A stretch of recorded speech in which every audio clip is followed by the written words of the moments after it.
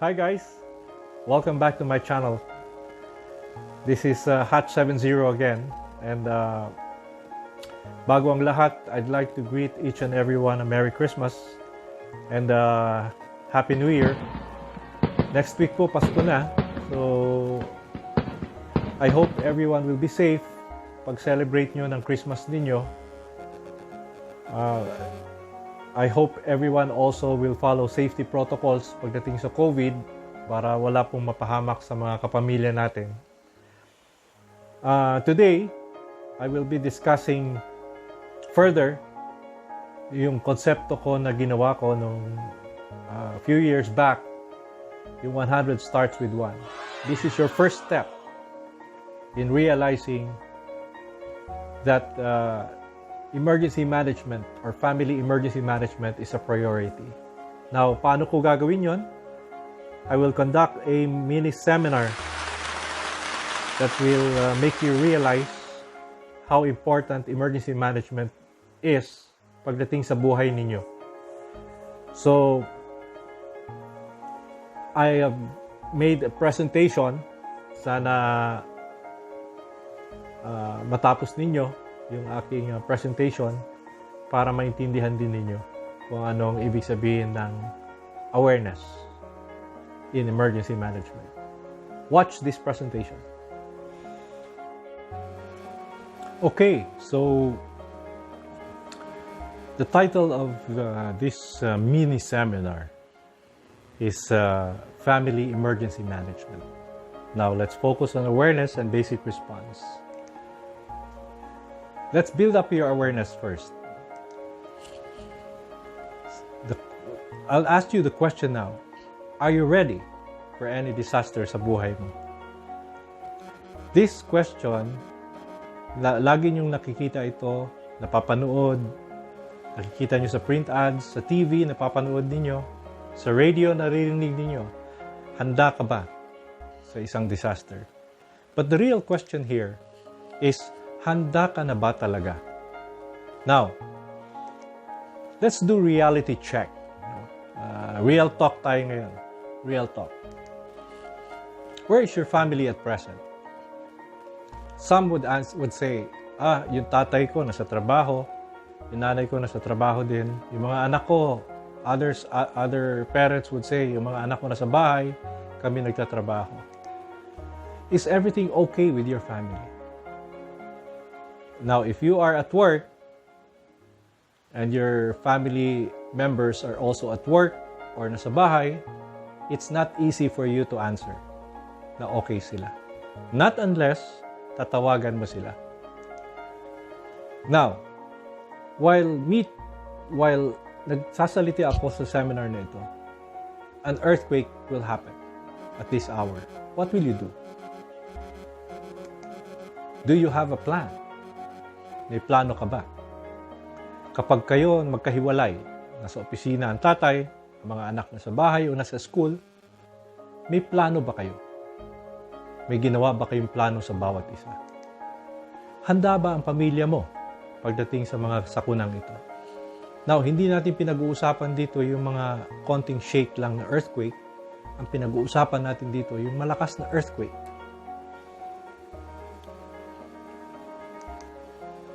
Now, let's realize your capacity to survive. I'll ask the first question. An example of a disaster. You might answer, example of disaster is flood. Or maybe example of a disaster is earthquake. An example of a disaster maybe is car accident or a pileup. In reality, ang disaster talaga is ikaw. When you mismanage a certain disaster at hindi ka nakapaghanda sa isang disaster, then it becomes another disaster. Tandaan niyo yan. Another question, is emergency management your priority sa buhay mo? Most likely not. Because you have not even defined your own personal response plan. The next question is, this is real talk. Are you expecting immediate help after a disaster. Sa totoo lang, walang tutulong agad sa iyo pagdating sa disaster. So, kapag hindi ka handa for a disaster, expect mo that you will be crying for help. In a massive disaster, like massive flooding or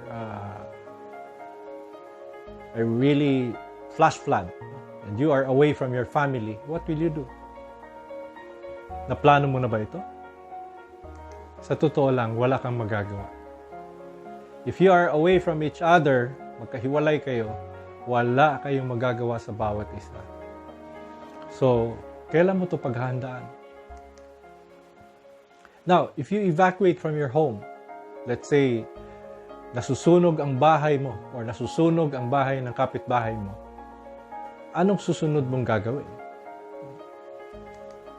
None, because you never did an after-evacuation plan. Napag-usapan natin to further. Sa mga kumpanya, may tinatawag na recovery plan. Mayroon tinatawag na business recovery. Mayroon tinatawag na business continuity. Sa bahay, meron ba tayong gano'n? Meron ba tayong tinatawag na family recovery plan? Let's say, nasunog yung bahay mo, natupok ng sunog, ng apoy. Lumabas ka ng bahay, nag-aantay kayo na matapos yung sunog. Meron ka bang tinatawag na recovery plan? Another question, how many of you have conducted evacuation drills at home? Most likely, wala. Kapag ikaw ay nag-uopisina, sigurado yan, makaka-attend ka ng fire evacuation drills sa mga kumpanya. Or earthquake evacuation drills. Sa bahay, nagdi-drill ba kayo pag may disaster? Nagdi-drill ba kayo para paghandaan ang mga disaster? Most likely hindi. Pero ang gagaling natin pag nandun tayo sa opisina. Magaling tayo mag-drill, magaling tayong sumabay kung anong iutos ng mga nagdi-drill sa atin. Pero sa bahay, kailangan ba natin ito sa bahay? Now, what will you do if this happens? Are you familiar with the big one? I'm sure some of you knows what the big one is all about. It is the movement of the West Valley Fault na manggagaling sa Marikina. And it will traverse up to Bulacan, Pampanga, Tarlac. Or maybe down to Batangas or Laguna, Batangas, Cavite. Now, this big one is a very strong earthquake that will devastate Metro Manila. It is the movement of the West Valley Fault. And what is worst case scenario? I'll show you. A study was conducted by JICA, or the Japan International Coordinating Agency, together with our government agencies. They call it the MEIRS, or the MEIRS, meaning Metro Manila Earthquake Incident or Earthquake Impact Reduction Study, which was conducted January 2004. The result of the study states that worst case scenario, 170,000 residential houses will collapse. 340,000 residential houses will be partly damaged. 34,000 persons will die. Take note, 34,000 people will die. And 114,000 more will be injured. Fire will break out. Automatic yan. If there's earthquake, there's fire. And burned approximately 1,710 hectares. And totaling 80,000 additional persons more will be killed by this secondary disaster. Moreover, according to the study, infrastructures and lifelines will also be heavily damaged. Imagine, kapag na-damage yan, meaning, wala kang tubig for a few months, wala kang kuryente for a few months. Hindi days ang pinag-usapan dito. Heavily damaged would mean walang kuryente, walang tubig for months. I don't know how many months, pero for months. Now, the seat of government will be affected, so chaos ito. Are you ready for that? Now, according to Filmix, that earthquake will be a 7.2 magnitude quake. That could go higher, sabi nila. I'll show you an example of a 7.2 earthquake which happened in Kobe, Japan. Way back 1995. This is courtesy of YouTube. A CCTV footage in Great Hanshin, Kobe.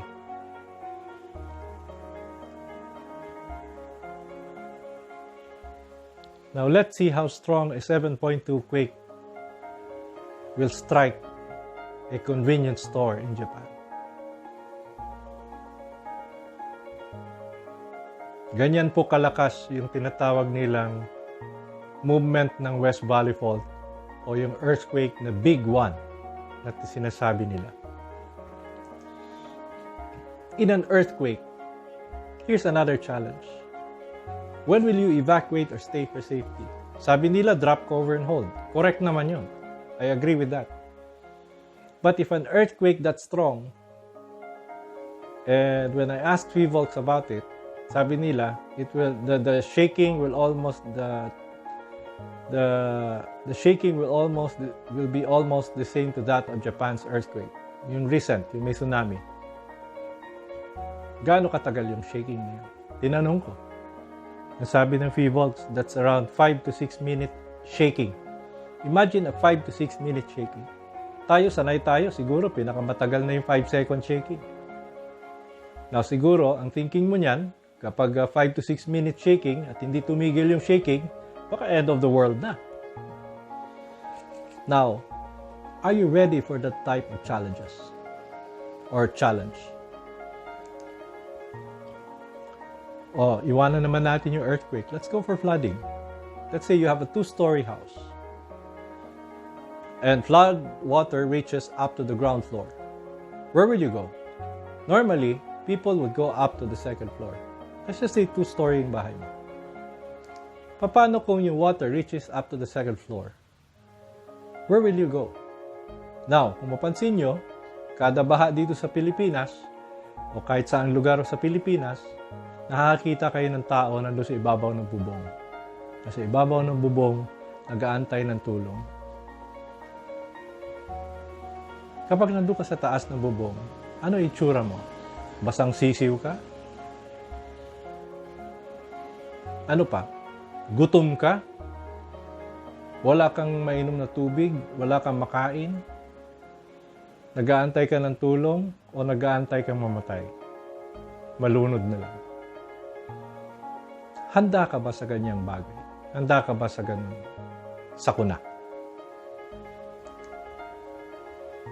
Now, this is supposedly a video, kaya lang picture na lang, pakita ko sa inyo. There's a person withdrawing money from the ATM machine and may nakapila. Ang nangyari talaga dyan, may dumating na riding in tandem, inold up siya, tumakbo yung dalawa sa likod, naiwan siya mag-isa. Ayaw pa niya ibigay yung pera. So, that is another disaster sa buhay mo. Another emergency situation na tatanungin mo ang sarili mo, ano ang dapat mong gawin? Nakipagbunuan siya doon sa hold-upper. Tama ba yan? Now, what are the hazards sa paligid? Number 1, madilim. Number 2, most likely, walang gwardya. The biggest hazard dyan sa scenario na yan, sa picture na yan, is actually the ATM machine itself. Kasi yan ang nagluluwa ng pera. Kapag may hold-upper dyan, ang tingin sa'yo is not the target. The target is the machine or the money that's coming out from the machine. You are just a victim of that scenario. So, dapat alam mo kung anong gagawin mo pag hinuhold up ka. Diba? Minsan nga, hindi natin alam kung anong ginagawa, ano talaga ang reaction natin. Kaya tuloy napapahamak tayo pagdating sa mga ganyang scenario. Now, kailan kayo maghahanda? When will you be ready? Bukas? Makalawa? Bukas makalawa? Next week? Next month? Next year? Next year na lang? Okay, that's it guys. That's part 1 of my mini seminar presentation. So, watch out for the part 2. I hope naging interesting sa inyo yung part 1 ng aking presentation.